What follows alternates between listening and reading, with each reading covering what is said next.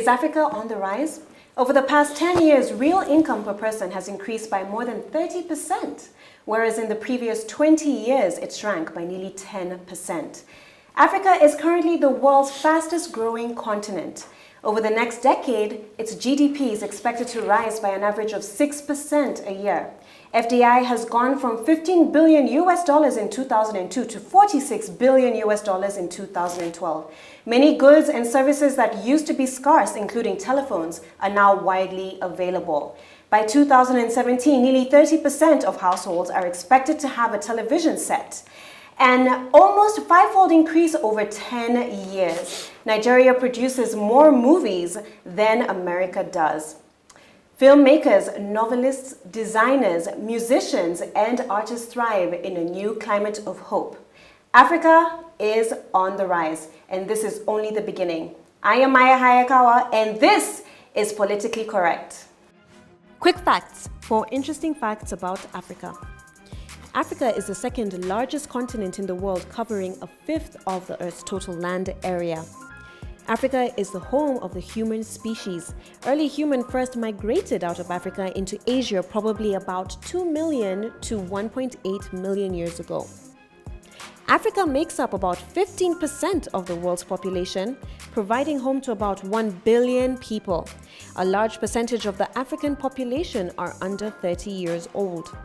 Africa consists of over 1,500 languages, which presents a quarter of the world's languages that are only spoken in Africa. Africa has about 30% of the Earth's remaining mineral resources.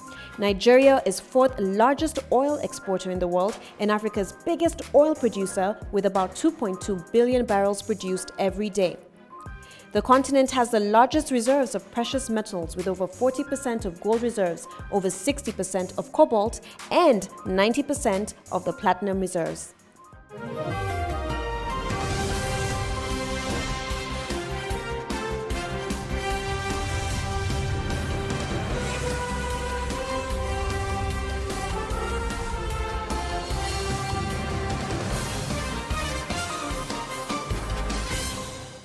Today with me here is the CEO of Socio-Political Movements in Africa. I'm talking about Mr. Lenana Faraj. Welcome to the show, Lenana. How are you today?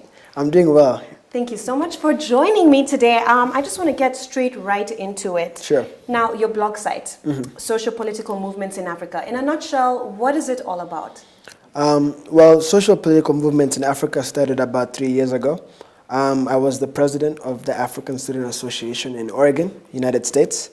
And that's when I developed a passion for being a Pan-Africanist. I used to go to the US as just a Kenyan, but then I evolved my mindset to becoming an African.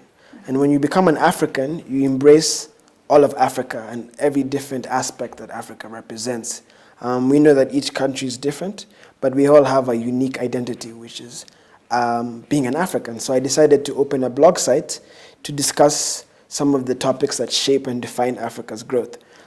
Because partially being in the US, a lot of people didn't know much about Africa, and they have this dark stereotype about Africa. And so my blog started to enlighten people and get Africans, especially the young people, involved in the growth that's happening today. Yeah. I'd really like to know what really inspired you to start the blog.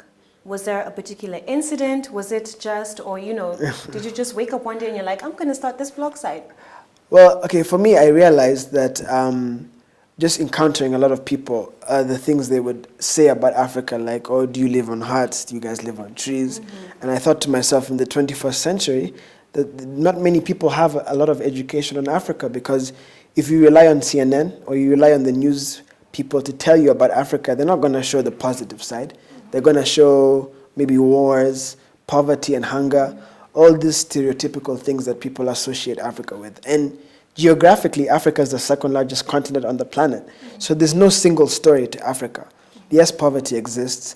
Yes, there's wars in some areas, but majority of Africa is growing. Like you said in your introduction, we're on the rise. The 10 top fastest growing economies are in Africa, but nobody's talking about that. So my blog came out because I wanted to educate, and not just educate, I wanted that idle African who is out there maybe thinking the only way to have fun is to party and to drink, to get involved in these conversations. So we can be talking about the growth, whether we're talking about corruption, whether we're talking about education, whether we're talking about poverty, at least we're talking about it. We can't just say, let's leave it to the older generation. We need to target the young people, the youth, to think proactively about our continent. All right, you just highlighted some of the topics that you talk about in your blog. Yeah. First of all, I am a big fan of your blog site. You I already know appreciate that. I follow Yes. all your Yes, you posts, do. every single topic that you talk about. And I realize that you have a really wide variety of topics.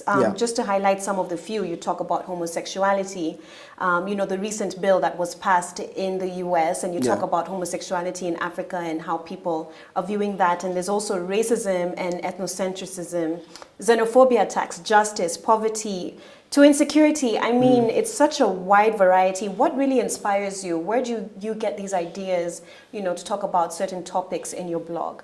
Well, first and foremost, I think it's very important to stay current. So, like, for example, my recent article is called, I'm forgetting it, Africa, the Tale of a Homophobic Continent. And the reason why I wrote about that is because there was a huge backlash after the Americans legalized gay marriage in their country. A lot of Africans were like, no, America is Sodom and Gomorrah. Let's not bring those type of ideals to Africa. Western And ideas so is what they call for it. me, Right? it was a very scary article to write upon, because if I somewhat agreed with what America was doing, I could lose viewership because a lot of Africans are homophobic. So what I did was I analyzed the situation to bring both sides into the factor. Like, what are people who are pro-homophobic saying? What are people who are against homophobia saying? And what is the outlook in Africa? I think you have to stay current with the articles. So like when I'm writing about corruption or poverty, I'm writing it in context of what's happening right now on the ground. Some topics are historical, like when I write about colonization, but most of the time I try to keep my topics according to what's trending. So I do a lot of research, seeing what people are talking about, hashtags on Twitter, hashtags on Facebook. So what is the current topic that the young people in Africa are thinking about or talking about? And then I research and write it in my own way, because I feel like writing is my gift. I think of it as like an art. I know how to portray words, and I know how to get people to think. And so that's usually what I do. I just look up current topics and keep up with all the trends in Africa. I'd really like to know, who are you targeting? You know, when you get readers of your blog, are you targeting the Africans? Are you targeting, you know, the globe on a larger scale? Who really reads social political movements in Africa? Okay, so according to the analytics, I currently have about 5,000 readers worldwide. Wow. Currently, my majority of my readers are from the United States. United States has about 40% of the readership, followed by Kenya. I have readers in the United Kingdom. I have readers in Germany, Russia, China, Belgium. But majority is Kenya and US at the moment. Because what happens is, a lot of the time I post up my work on my social political page in Facebook. And because of living in the US for 7 years, I have a lot of American friends. So they read my articles, they share it on their different pages, and it spreads like wildfire. So what actually happened was, my blog was to reach Americans in the beginning, to enlighten them and have them think of Africa in a different way. Then also followed by our own people, our Kenyans, Nigerians, all the people in Africa. So once Americans are reading it, I feel like they're getting enlightened to Africa and thinking of Africa in a different way. So I'm happy that a majority of my readers are American. But then it's closely followed by Kenya, because some of the topics I write about are from Kenya. Like I wrote on the Westgate situation and terrorism.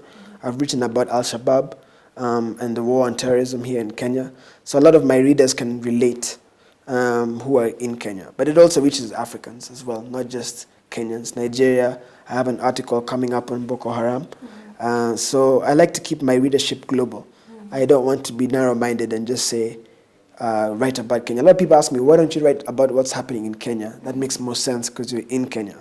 But once you become a Pan-Africanist, you realize... It's about Africa more than it is about being You can Kenya. write about Kenya, right. but it's about embracing you as an African, who you are. Yeah. Okay, so I'd like to know, what impact would you like the blog to have on society in general? What are you hoping to achieve out of the blog? Okay. What exactly I want to do with my blog is I want to transform it into a fully fledged NGO.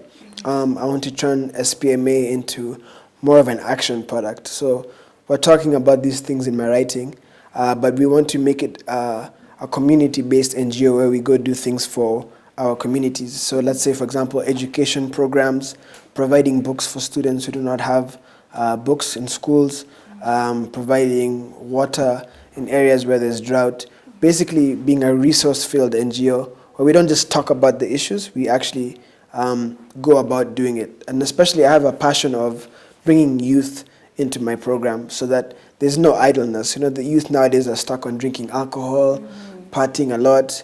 You know, they use their money so much on clubs, but if you think about how much money those youth could bring into an NGO and how much we could provide for our community, that's how we alleviate poverty, that's how we alleviate idleness and crime. So my NGO, SPMA, is going to hopefully come out in the next 2 years. So I transform it, hopefully, if the funds come through, that it will be something that's going to benefit this country and maybe grow. We'll see how it will grow into something that Africans relate to. I really look forward to seeing you actually implement that. I think that's a great idea because here we have this habit of talking about things. Talking about it, we want to complain. We complain that the government's not doing A, B, C, D, but when it actually comes to, you know, doing something about it, no one wants to do anything about it. It's up to us to make that type of change. We can't simply rely on government because government is only a small part of society. Society, if most people realize, has the power. We elect these people, and so sometimes it's up to us to keep them accountable, and it's up to us to also work within our communities to get things done. Because some of these government officials won't reach all the way down into the community. They have so much work to do, so it's up to us to do things in our communities. The question that I have for you is that, you know, we looked at the facts of Africa, and 30% of Africans are actually under the age of 30. And so where do you think the potential is getting lost in Africa? The potential is getting lost in Africa because of there's no trickle-down society. You see, what happens is in Africa, the older generation still controls the majority of government, resources, and they don't like to pass it down to the youth. You see, we have leaders who have been in power for over 40 years, like Kina Mugabe and stuff. Why are they not passing that to the younger people who can bring new ideas to presidency? It's just a lot of corruption, a lot of greed. And that's why these young people are not exploiting their talents, because the positions of influence and power are still being held by our parents. So a young person is thinking, okay, let me go drink, I don't know what drink people drink, a konyagi or something. I don't have anything to do unless I get older. That's now when I can apply myself. What we need to tell these young people is you can apply yourself now and just kind of scoot the older generation aside, learn from them, and they can learn from us as well. Do you think in some way that the society's mindset in terms of the youth and leadership is actually changing right now, or are we still not there? I think it's slowly. It's important for the older generation to release some of that power to the younger generation. Give them things to do. Give them the ability to change their environment themselves. You see, like when you see people who, I'm going to just say names, the Musevenis, the Mugabes, those people who are, they're in power for so long. And what they tell these young people is that, you know, I can't be in a position of power until I'm in my 50s or in my 60s. You know what I mean? That's the perception that they're giving young exactly. people. If you look at other democracies like America and Europe, they have young presidents. Even Uhuru is a sign of change in Kenya. We have a young, youthful president. You see in the news the other day, the two aspiring presidential candidates in Uganda were jailed. Because Museveni is like, no, anybody got time for that. I'm going to be president. And so that's not healthy. Those people need to believe I can be president. I can be a minister. I don't have to be waiting till I'm 80 or whatever age. So that young demographic that Africa has, it's still not being exploited until we change the system we live in. All right, well, Lenana, we need to take a quick break, but I'm looking forward to coming back. I really want to explore a little bit more about Pan-Africanism and what it actually means, because, you know, a lot of people don't know where it came from, the history behind it, what it really means. Make sure that you stay tuned here at TVC, because when we come back, we'll have more with Lenana Faraj.